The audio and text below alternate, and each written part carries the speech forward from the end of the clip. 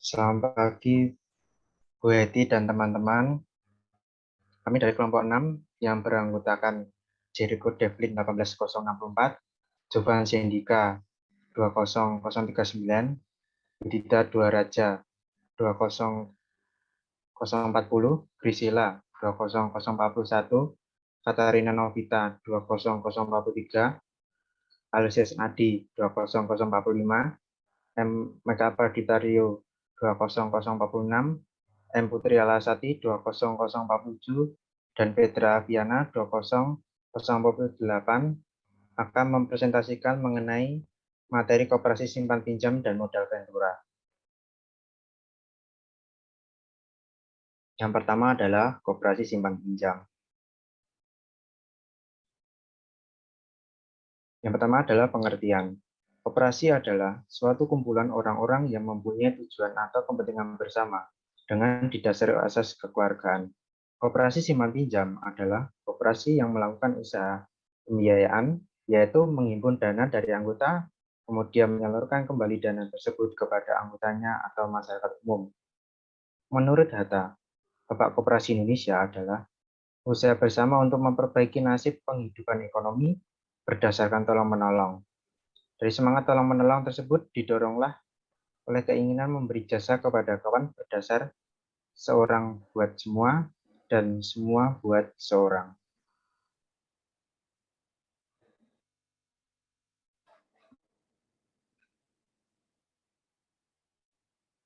Selanjutnya, ciri-ciri yang harus diperhatikan dalam organisasi koperasi. Ciri yang pertama, terdapat sejumlah individu yang bersatu dalam suatu kelompok yang mempunyai tujuan yang sama yang disebut dengan kelompok koperasi.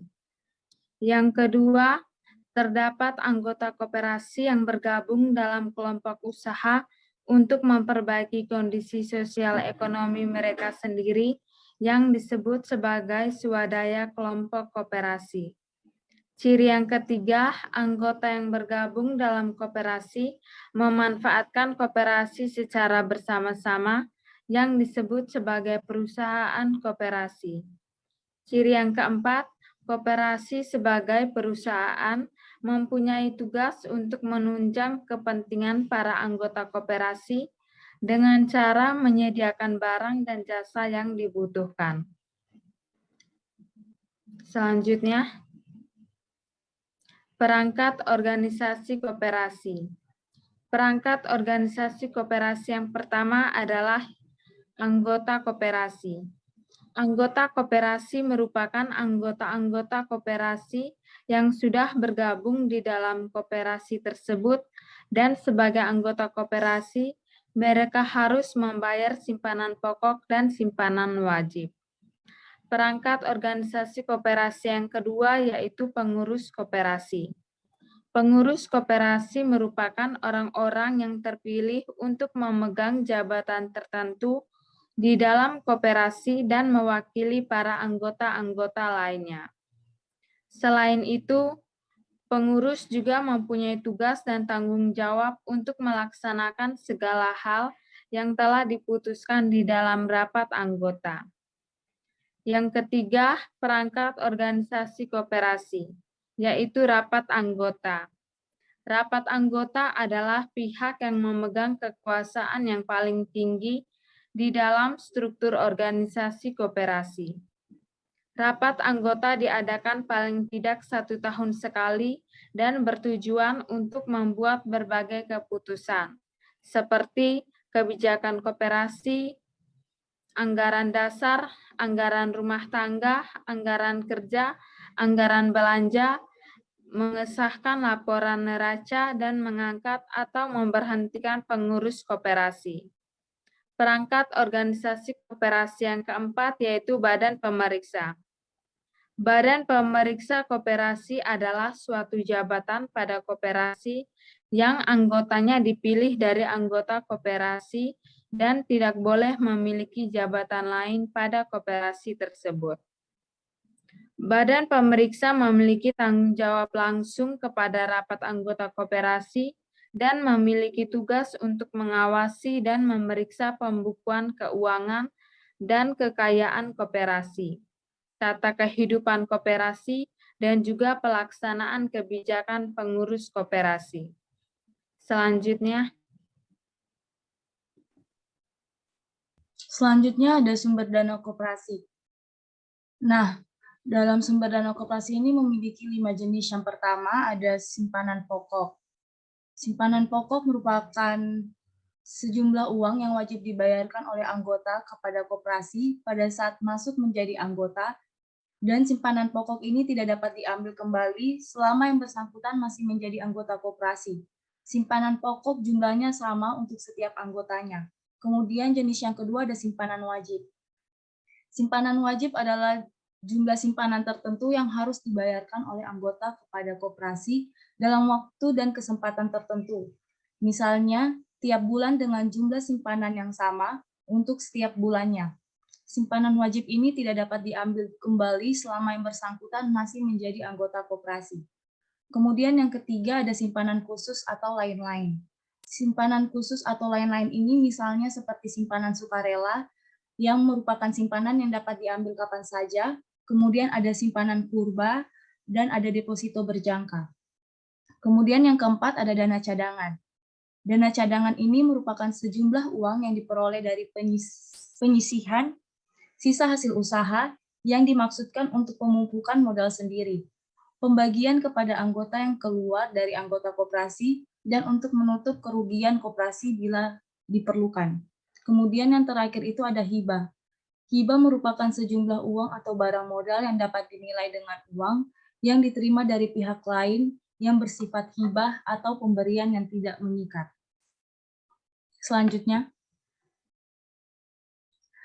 Selanjutnya ada modal koperasi simpan pinjam.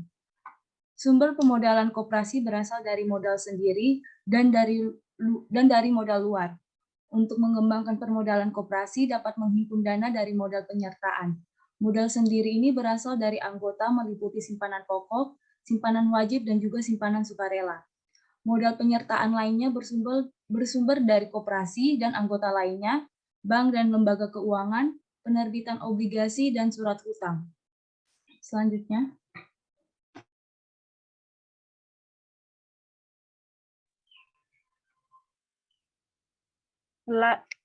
Selanjutnya adalah modal ventura. Selanjutnya.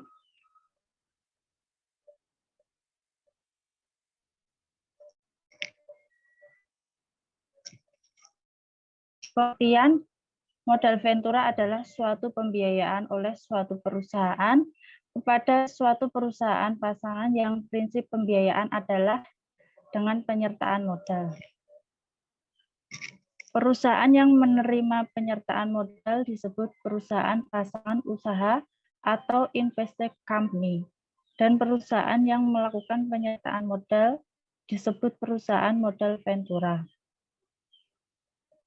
Tujuan modal ventura yang pertama, pelaksanaan pendirian atau pembentukan sebuah perusahaan baru. Yang kedua, membantu perusahaan yang sedang mengalami kesulitan dana dalam pengembangan usahanya khususnya pada tahap awal. Yang ketiga, membantu perusahaan yang sedang mengembangkan produk serta perusahaan yang sedang mengalami kemunduran bisnis. Yang keempat, merealisasikan gagasan menjadi produk, terutama teknologi yang siap dipasarkan tanpa berkabung dari pembiayaan kredit bank. Yang kelima, memperlancar mekanisme investasi dalam dan luar negeri. Yang keenam, mengembangkan proyek penelitian dan pengembangan. Yang ketujuh, mengembangkan teknologi baru dan alih teknologi. Yang kedelapan, mengalihkan kepemilikan sebuah perusahaan. Selanjutnya yaitu jenis-jenis pembiayaan. Yang pertama, berdasarkan pada cara pemberian bantuan. Yang pertama ada single tier approach. Pendekatan ini menempatkan sebuah perusahaan modal ventura dalam dua fungsi, yaitu sebagai pemberi bantuan pembiayaan dan juga sebagai pemberi bantuan manajemen atau pengelolaan dana. Berdasarkan pengertian di atas, pihak-pihak utama yang terlibat yaitu perusahaan modal ventura dan perusahaan pasangan usaha. Yang kedua ada two-tier approach.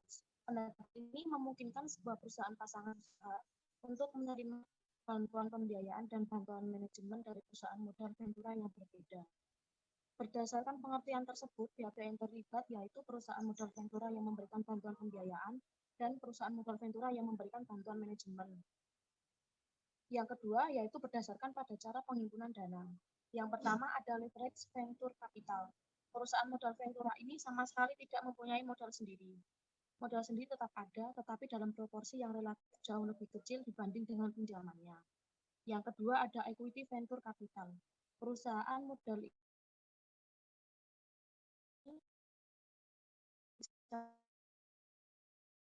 yang sendirinya.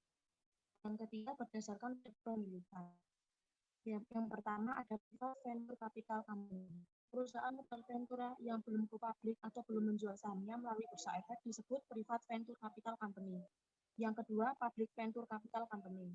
Perusahaan modal ventura yang telah go public atau menjual sahamnya melalui bursa efek disebut public venture capital company. Yang ketiga ada bank affiliate venture capital company. Perusahaan modal ventura ini biasanya adalah suatu anak perusahaan dari bank yang mendirikannya dan memiliki manajemen yang terpisah dari perusahaan induknya. Dan yang terakhir ada konglomerat venture capital company. Perusahaan modal ventura jenis banyak terdapat di dalam industri dan kepemilikan suatu perusahaan bisa saja terdiri atas 2 atau lebih perusahaan besar.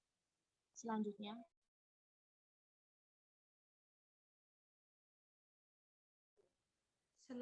ada manfaat modal ventura. Yang pertama, manfaat bagi perusahaan pasang usaha. Yang pertama, peningkatan efisiensi kegiatan usaha. Perusahaan modal ventura dimungkinkan untuk ikut memberikan bantuannya dalam mengelola kegiatan usaha perusahaan pasang usaha, baik dari segi keuangan, produksi, distribusi, dan pemasaran. Yang kedua, peningkatan bankability. Perusahaan pasangan usaha yang mengajukan permohonan modal ventura biasanya adalah perusahaan kecil yang masih pada awal perkembang kegiatan usaha.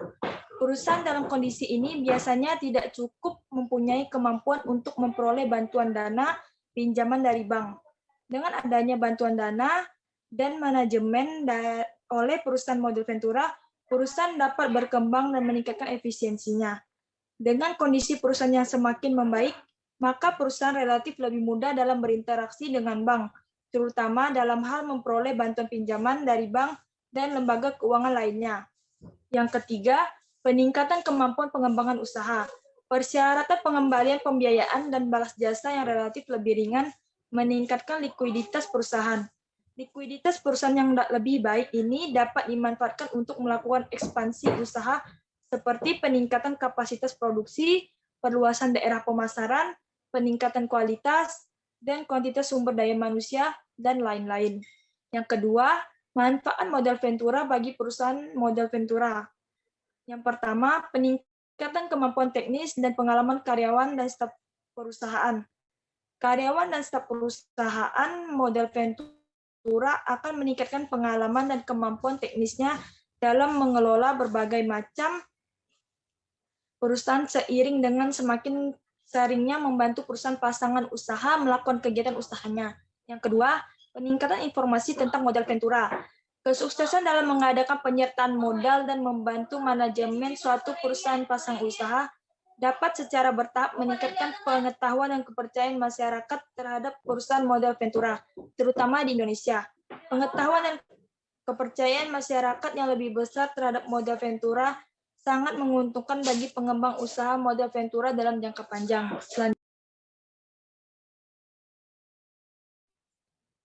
Selanjutnya, mekanisme prinsip bantuan. Prinsip pertama, pembiayaan melalui modal ventura dapat diberikan dalam bentuk penyertaan modal secara langsung, yaitu ekuitas dalam kurung equity, dan atau dapat pula diberikan dalam bentuk pinjaman obligasi konversi pada perusahaan yang disertai, yaitu ekuitas kuasi atau kuasi equity. Prinsip yang kedua, pada dasarnya bentuk dari investasi modal ventura adalah berupa penyertaan. Maka pendekatan dalam pengambilan keputusan oleh perusahaan modal ventura yang berkaitan dengan perusahaan pasangan usahanya adalah berdasarkan pemikiran jangka panjang. Prinsip yang ketiga, bantuan yang diberikan mempunyai misi jangka panjang untuk mengembangkan usaha perusahaan yang dibiayainya. Namun hal ini tidak berarti bahwa bantuan tersebut selamanya atau tanpa batas waktu. Selanjutnya, tahap pembiayaan pada modal ventura. Tahap pertama yaitu pengembangan ide usaha. Tahap ini merupakan tahap yang paling berisiko. Pada tahap ini, kegiatan usaha masih pada tahap pengembangan ide dasar yang masih belum ditelaah secara mendalam oleh pasangan calon perusahaan pasangan usaha. Tahap yang kedua yaitu awal kegiatan usaha. Tahap ini calon perusahaan pasangan usaha sudah sangat yakin akan kelayakan dan prospek dari kegiatan usaha yang akan dilakukan dan yang bersangkutan telah siap untuk memulai kegiatan usahanya. Tahap yang ketiga yaitu awal pengembangan usaha. Pada tahap ini, perusahaan pasangan usaha telah berhasil memulai kegiatan usahanya dan hasilnya menunjukkan tanda-tanda adanya prospek pengembangan usaha. Tahap yang keempat yaitu ekspansi. Pada tahap ini, perusahaan pasangan usaha telah berhasil melaksanakan kegiatan usaha dengan baik dan berniat untuk melakukan pengembangan antara lain berupa peningkatan omset, peningkatan pangsa pasar, perluasan target pasar, dan pembukaan cabang dan sebagainya. Tahap yang kelima yaitu kejenuhan dan penurunan. Kegiatan usaha yang pada awal mulanya menunjukkan tanda-tanda baik dapat saja berubah menjadi kurang menguntungkan karena berbagai macam sebab. Penyebab terjadinya hal ini seperti adanya pesaing, krisis ekonomi, pergeseran selera konsumen, dan sebagainya. Selanjutnya kita memasuki pada sumber dana modal ventura. Yang pertama adalah investor perseorangan. Umumnya, investor perseorangan lebih menyukai dan cenderung melakukan investasi pada usaha yang telah berjalan lancar dan bersifat jangka pendek. Yang kedua adalah investor institusi. Memiliki tugas untuk menampung dan mengevaluasi suatu ide-ide, terutama dalam bidang teknologi yang dapat dikembangkan menjadi suatu produk teknologi baru yang dapat dipasarkan. Keikutsertaan investor institusi ini merupakan alternatif sumber dana modal ventura. Kemudian yang ketiga adalah asuransi dan dana pensiun. Lembaga keuangan non-bank ini merupakan sumber dana dari modal ventura yang cukup besar. Potensi lembaga ini sebagai investor dalam usaha modal ventura didukung oleh sumber dananya yang berjangka panjang. Dan yang keempat adalah perbankan. Sumber dana modal ventura dapat diperoleh dari bank-bank yang tertarik melakukan bisnis modal ventura. Namun, perlu dipertimbangkan mengenai dana bank yang bersifat jangka pendek, sementara modal ventura bersifat jangka panjang.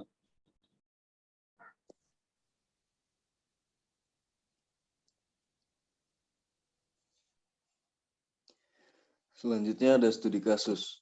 Studi kasus Kemenkop selidiki kasus gagal bayar koperasi simpan pinjam.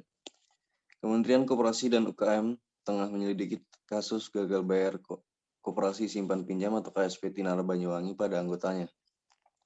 Sebelumnya beredar informasi 10 orang anggota dari 470 anggota melaporkan KSP Multidana Sejahtera Tinara ke Polda Jawa Timur dengan dugaan penipuan yang dilakukan Ketua KSP Tinara, Linggawati, dan total kerugian mencapai 250 miliar rupiah. Sejak September 2019 lalu, KSP milik Linggawati ini tidak memberikan bunga kepada para anggotanya dengan bunga 11% per tahunnya. Sementara itu, Kepala Dinas Koperasi dan Usaha Mikro Banyuwangi, RR Nanin Oktavianti, mengatakan laporan neraca KSP Tinara tahun 2018 yang disampaikan kepada Dinas Koperasi, UM dan Perdagangan tidak disebutkan ada simpanan berjangka dari anggota dengan nilai fantastis itu. Bahkan pada saat itu, Dinas Koperasi dan UMKM menyatakan laporan neraca KSP Tinara tahun 2018 tidak bermasalah karena telah disetujui oleh anggota dalam rapat anggota tahunan atau RAT. Saat itu, KSP Tinara kami nyatakan sehat. Nilai ekuitasnya dalam laporan neraca pun tidak sampai 10 miliar jelasnya.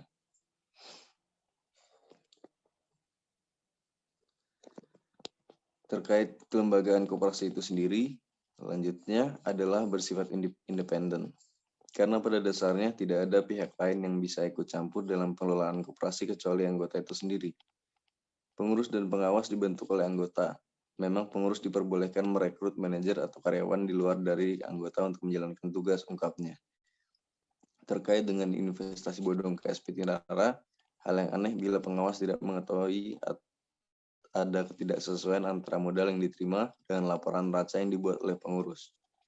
Kendati begitu, bila dalam RAT, laporan pertanggungjawaban pengurus diterima dan disetujui oleh anggota koperasi, maka koperasi bisa dinyatakan tidak bermasalah.